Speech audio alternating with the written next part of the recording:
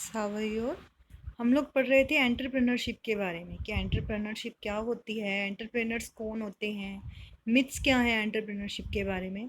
आज हम पढ़ेंगे कि entrepreneurship as a career option कैसे हो सकता है। हम लोगों ने अभी तक सब कुछ पढ़ चुके हैं कि एंटरप्रेन्योरशिप क्या होती है, सोसाइटी के लिए क्या क्वालिटीज़ और फंक्शंस यूज़ होते हैं, उसके क्या मिसकंसेप्शन है उसके बारे में। अब इस सेक्शन में हम ये पढ़ेंगे कि हम एंटरप्रेन्योरशिप को कैसे अपनी as a life choice use कर सकते हैं, एज ए कैरियर यूज़ कर सकते हैं।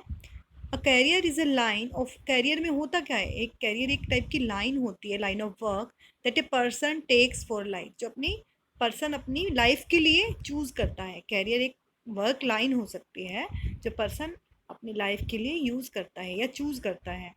टू टाइप से हम बोल सकते हैं एक पर्सन अपने कैरियर को यूज़ कर सकता है। एक तो है सेल्फ एम्प्लॉयमेंट और एक है वेज एम्प्लॉयमेंट। देखो, एग्जाम्पल लेके चलते हैं। एक डॉक्टर है, अगर वो एक हॉस्पिटल के लिए वर्क कर रहा है तो वो क्या है, एक वेज एम्प्लॉयड पर्सन है। और सेम टाइम पे वही डॉक्टर अगर डॉक्टर है कोई, वो अगर अपनी क्लिनिक के लिए वर्क कर रहा है, उसने अपना एक पर्सनल क्लिनिक खोला और उसके लिए वर्क कर रहा है, तो वो एक सेल्फ एम्प्लॉयड पर्सन है। ठीक है, तो अगर वो हॉस्पिटल के लिए वर्क कर रहा है तो वो वेज एम्प्लॉयड पर्सन है। अगर वो खुद का क्लिनिक बनाकर अपने लिए वर्क कर रहा है तो वो सेल्फ एम्प्लॉयड पर्सन है। सेल्फ एम्प्लॉयड पर्सन क्या होता है? सेल्फ एम्प्लॉयड पर्सन वो होता है जो अपना बिजनेस खुद चलाता है and to satisfy a need by trying new ideas is an entrepreneur. और जो अपने आइडिया लेके आता है न्यू न्यू और सेटिस्फाइज करता है अपनी नीड को, कस्टमर की नीड को या लोगों की नीड को, न्यू आइडियाज़ लाके बिजनेस को रन करता है, वो एक एंटरप्रेन्योर भी माना जाता है जो सेल्फ एम्प्लॉयड पर्सन है। A person who becomes an entrepreneur goes through goes to a career process. एक पर्सन है जो एक एंटरप्रेन्योर भी है, वो एक कैरियर प्रोसेस के थ्रू गुजरता है। कैसे? जैसे प्रोसेस कैसे काम करेगी अगर वो एक एंटरप्रेन्योर है और वो एक प्रोसेस के थ्रू काम कर रहा है। सबसे पहले एंटर, जैसे ही उसने बिजनेस स्टार्ट किया, व्हेन एंटरप्रेन्योर इज स्टार्टिंग, उसने स्टार्टिंग करी अपने बिजनेस की। They are just entering the market to do business, उसने सीधा अपनी मार्केट में एंटर किया और अपना बिजनेस स्टार्ट किया। फॉर एग्जाम्पल लेके चलो, संजना है, उसने एक स्मॉल ग्रोसरी स्टोर ओपन किया है अपनी लोकेलिटी में, अपनी जगह पे। उसी टाइम हम नेक्स्ट बात करें, सर्वाइव सर्वाइव करना। देर कि यहाँ पे बहुत सारे एंटरप्रेनर्स हैं मार्केट में, बहुत सारे लोग हैं जो सेम बिजनेस चला रहे हैं। The entrepreneur has to remain in competitive market, तो उसको एक कंपटीशन वाली मार्केट में काम करना पड़ रहा है। फॉर एग्जाम्पल लेके चलो, जैसे there are many others grocery stores in area, yet Sanjana store survives a competition and does well and she also expand the store to do more floors। देखो, फर्स्ट उसने जब एंटर किया संजना ने, उसने ग्रोसरी स्टोर खोला। सर्वाइव करने के लिए उसने देखा कि और भी उसके जहाँ जिस सिटी में उसने अपना ओपन किया है ग्रोसरी स्टोर, वहाँ पे और भी ग्रोसरी स्टोर हैं, वो भी अच्छे से वर्क कर रहे हैं।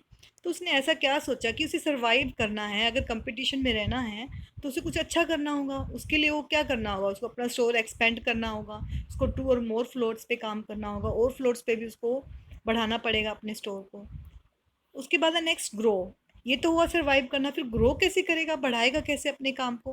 Once the business is stable, मान लो एक बार उसका बिजनेस स्टेबल हो गया, उसकी ग्रोसरी स्टोर चल रही है अच्छे से, and entrepreneur thinks about expanding his और हर बिजनेस, उसके बाद उसको बढ़ाने की सोचेगा। फॉर एग्जाम्पल कि जैसे पहले संजना ने ग्रोसरी स्टोर स्टार्ट किया, फिर सर्वाइव करने के लिए उसने सोचा कि मैं ऐसा क्या करूँ, उसने एक्सपेंड करने, उसने अपना स्टोर जो 2 फ्लोर्स तक एक्सपेंड किया। उसके बाद उसने क्या किया, after 5 years Sanjana has open A chain of 4 more grocery stores. उसने सेम सिटी में अलग अलग जगह पे और ग्रोसरी स्टोर्स खोल दिए 4। तो 2 साल के बाद उसका प्लान वर्क किया और दूसरी सिटीज़ में भी उसने अपने स्टोर्स खोल दिए। तो कैसे हुआ, उसकी जो बिजनेस है उसका ग्रो हो गया। तो उसने एक एंटरप्रेनर की तरह सोचा, उसने एंटर किया, फिर सर्वाइव किया और उसके बाद अपनी ग्रोथ को स्टार्ट कर दिया। तो this is all about entrepreneurship. और एंटरप्रेनर कैसे वर्क करता है, आप कैसे करियर बना सकते हो एज ए एंटरप्रेन्योरशिप। अब इसके अंदर कुछ एक्टिविटीज़ दे रखी हैं। अब कुछ देखो, इसमें चीज़ दे रखी है जो आपको ध्यान में रखनी है। An entrepreneur does a lot of work in his or her business. One has to learn and practice this action before they try it or their business. वैसे तो एंटरप्रेनर को सोचने के लिए, काम करने के लिए अपने बिजनेस में बहुत सारी चीज़ें होती है जो उसे ध्यान में रखनी पड़ती है। तो कैसे ध्यान में रखेगा, उसकी प्रैक्टिस करेगा, उसके बारे में सोचेगा, बिजनेस में उसको अप्लाई करेगा। तो ये सब उसको लर्निंग से आएगा, by other learning them in school and college और पार्टिसिपेटिंग देम वाइल वर्किंग और समवन। कैसे सीखेगा एक एंटरप्रेनर? स्कूल में, कॉलेजेस में वो पार्टिसिपेट करेगा नई नई चीज़ों में, उसको वर्क करने का पता लगेगा, न्यू न्यू आइडियाज़ लाने का पता लगेगा, तभी वो सीख पाएगा। If you believe in your idea start your business. अगर आपको लगता है आपका आइडिया अच्छा है, आप इस पे काम कर सकते हो तो अपना बिजनेस स्टार्ट करो। Being an entrepreneur can be risky. Entrepreneur बनना ईजी नहीं है, रिस्की भी हो सकता है। ज़रूरी नहीं जो आपने आइडिया सोचा है वो वर्क करे ही करे। But if you do not try you will not know. और जब तक आप ट्राई नहीं करोगे तो आपको पता कैसे चलेगा कि आपका आइडिया सही है या नहीं है। ठीक है, तो ये चीज़ भी आपको पता होनी चाहिए। तो इसमें कुछ और भी चीज़ें बता रखी हैं कि आपको क्या क्या चीज़ें ध्यान में रखनी चाहिए। मिथ्स आपको बता चुकी हूँ कि मिथ्स भी क्या रहती हैं। तो अभी इसमें हम एंटरप्रेन्योरशिप के बारे में इतना ही पढ़ेंगे। Thank you, have a nice day.